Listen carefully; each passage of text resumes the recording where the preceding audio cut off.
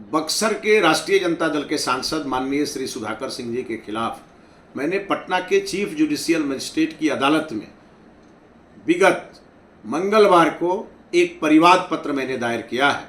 और ये परिवाद पत्र इसलिए दायर किया गया है क्योंकि महागठबंधन नेताओं को एक आदत सी हो गई है लगातार झूठ बोलने की, लगातार फॉल्स स्टेटमेंट देने की। यह काम इन लोगों ने पिछले लोकसभा चुनाव में भी किया।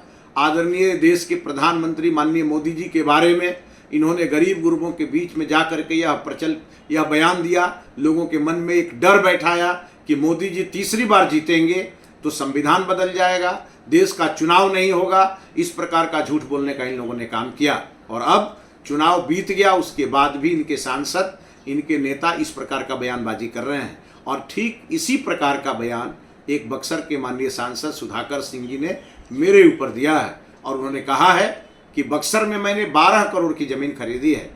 जब यह बयान उनका एक निजी चैनल पर बक्सर में चला, जब मैंने यह बयान सुना तो मैं काफ़ी आहत हुआ, हमारे समर्थक काफ़ी मर्माहत हुए और तब मैंने उन्हें पिछले 1/10/2024 को अपने विद्वान अधिवक्ता श्री राधेश कुमार शर्मा की ओर से एक लीगल नोटिस भिजवाया और हमने उसमें कहा कि आपका यह बयान यदि सत्य है तो कृपया मुझे ज़मीन का लोकेशन बताएं, ज़मीन का कागज़ मुझे दें और अगर यह बयान असत्य है तो आपको सार्वजनिक रूप से माफ़ी मांगनी पड़ेगी।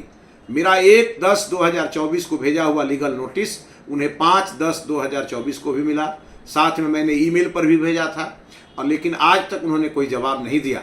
तो अंत में मुझे मजबूर होकर के और पटना के चीफ जुडिशियल मजिस्ट्रेट के कोर्ट में परिवाद पत्र दायर करना पड़ा।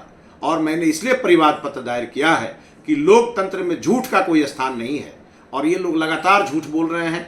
सुधाकर सिंह जी ने यह झूठ इसलिए बोला क्योंकि मुझे जांच एजेंसियां परेशान करे, मुझे इनकम टैक्स का नोटिस आए, मेरे खिलाफ ईडी कार्रवाई करे, इसलिए सुधाकर सिंह ने इस प्रकार का बयानबाजी किया और यह बयान पूरी तरह से फॉल्स है और इसलिए मैंने परिवाद पत्र दायर किया है। मैं इन्हें कोर्ट में घसीटूंगा और कोर्ट में इनसे मैं जवाब मांगूंगा क्योंकि इनकी आदत छूटनी चाहिए। महागठबंधन के नेता जो लगातार झूठ बोल रहे हैं उनके झूठ का पर्दाफाश होना चाहिए।